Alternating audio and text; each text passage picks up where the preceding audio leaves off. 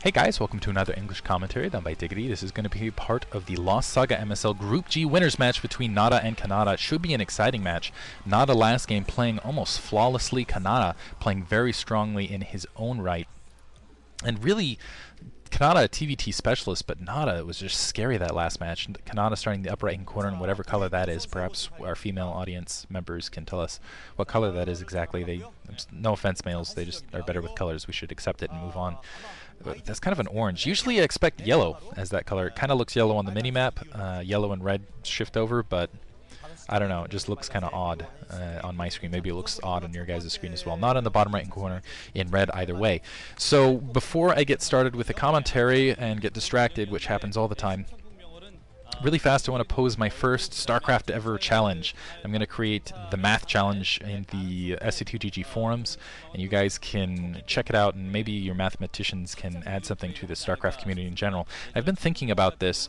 I think that video games in general are very good teaching tools because, first of all, it creates a frame of reference. I always felt like I was much better at Greek mythology because of Final Fantasy, for example, because I had a frame of reference with the monsters, with the gods, things like that. Both players not going for cheese here, just going with the standard supply depot, by the way. Looks like Kanata sending out a very early scout, or perhaps thinking about building a forward barracks there. Usually when you'll see cheese, they won't build the barracks at all, so I've got to assume this isn't some sort of interesting bio adjustment, but we'll see. I expect him to build a forward barracks for scouting purposes and perhaps to use an aggressive marine, but otherwise. Anyway, back to the challenge, though. So 3 questions, and I can't think of a prize to give you guys, but just something entertaining for you guys to do. You guys maybe can suggest prizes, maybe a shout-out or something like that. But here are the 3 challenges. First of all, in a Terran drop, come up with a mathematical formula to determine how many SCVs you need to kill to have a successful Terran drop, as in how much economy you lose, production you lose, how many SCVs do you need to kill going in a Terran versus Terran if you go a drop as opposed to going for an expansion. So 4 Vulture drop versus expansion, something we saw in the last game. How many SCVs do you need to kill for it to be successful? Otherwise, I guess I should make one for Protoss and Zerg. So Protoss, come up with an easy one.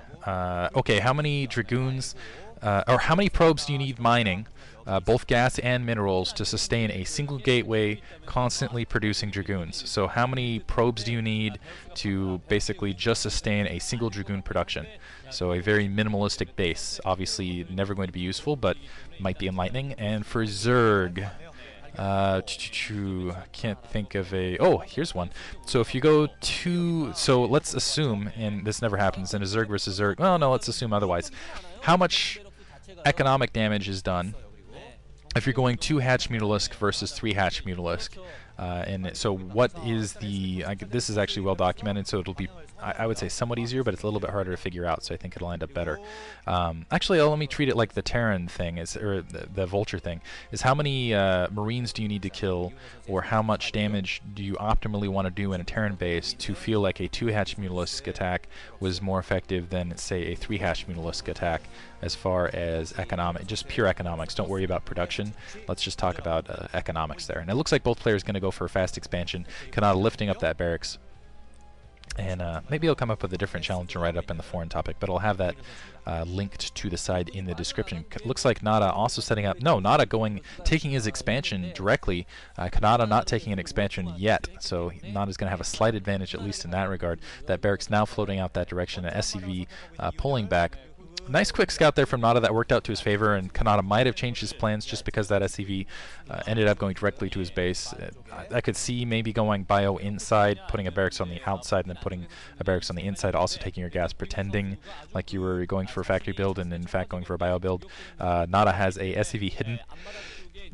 Yeah, wow, sneezing commentary part 2. I think that's the second time I've done that. Bless me. A single Marine just picking away at that barracks. That's the thing you have to be careful with that forward barracks. Is I expect Kanata to put down 4 factories very quickly, either way, or at least be a little bit more aggressive. Because when you have that barracks inside your opponent's base, oh yeah, Marine looks like 2 vultures running up right there, and only 1 vulture down for Nada. So even though Kanata going for a little bit safer command center inside of his base, with those 2 vultures able to do some damage to that command center and slow it down, Nada going to be slowed down a little bit here, not going to be able to get that command center up as quickly as he wanted to. Breaching the ramp and an SCV alongside to help repair. inside Nada's base and able to take out an SCV, stop that command center, take out a Vulture, and again halting another factory. So that's 3 SCV kills for that Vulture force. Really successful attack early on there for Kanata, and he's going to see that 3rd factory going down. We'll see how he reacts. He's probably going to want to put down additional factories, and that's going to slow Nada's command center. So it looks like Kanata actually, I thought he might take advantage here and land his command center and be able to get ahead economically a little bit. Looks like he's going to produce SCVs instead inside of his base and get that additional factory down before he does anything else. Again, he has to be a little bit wary having that barracks inside there. Obviously, it takes a very long time for a single Marine to take that down, but if you do take it down before those additional factories go down, it hurts a little bit because you have to rebuild it. That's 150 minerals. It's early in the game, things like that. But as far as scouting information, it's invaluable. And some Vultures coming out, and honestly, Kanata's Vulture micro is fantastic. Fan-freaking-tastic.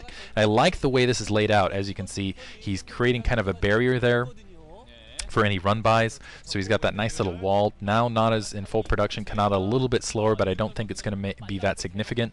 Only a single machine shop down. I didn't see how many machine shops Kanata had down. I think he might have had 2 on the opposite side just from visual memory. Now that's a play depot going down in the background.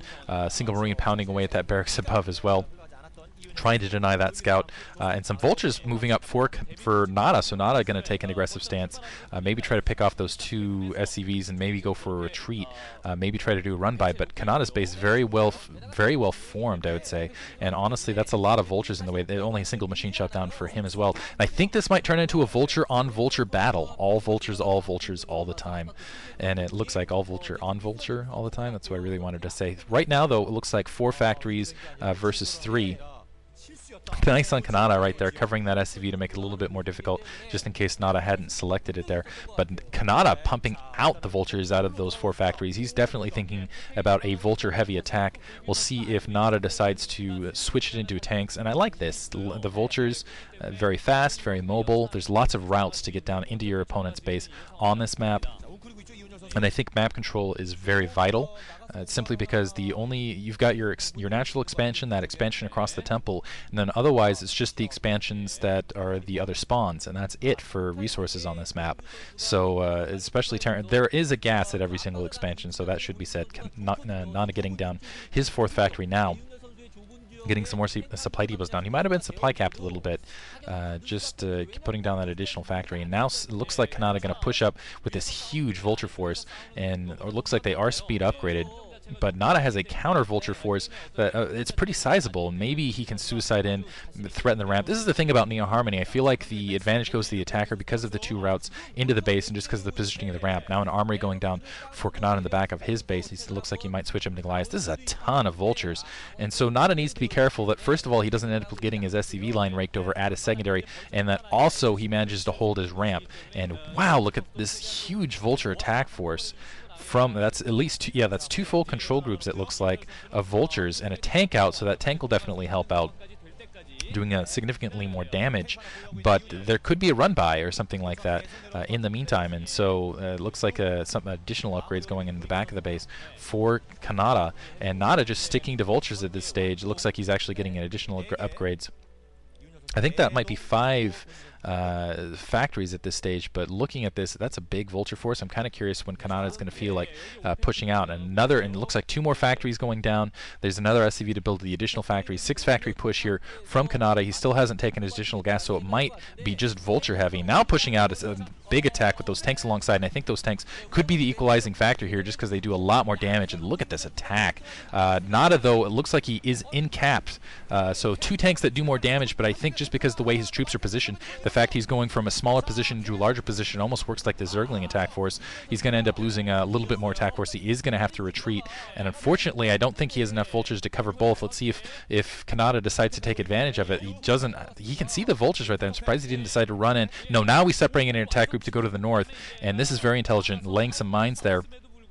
But basically what he can do is he can start doing a couple attack hits across the north into the secondary, and also perhaps force Nada to stay at home base on his ramp, and Nada continuing to push out even though he's going into a superior attack force. I don't know if he is the scout. Keep in mind his barracks is not anywhere near this position. He hasn't got a comsat. Looks like he's got 5 factories down, so he's going 5 factory versus 6 factory here. But then he's also put down some gas, so he's transitioning a little bit sooner. But a lot of mines being planted down across the map, and I gotta feel like Kanata is going to be in a better position, even though he's going for a 6-factory build, which is by all means a higher production build, and you'll be a little bit delayed getting your additional expansion down. He's going to have map control, and he's going to be able to take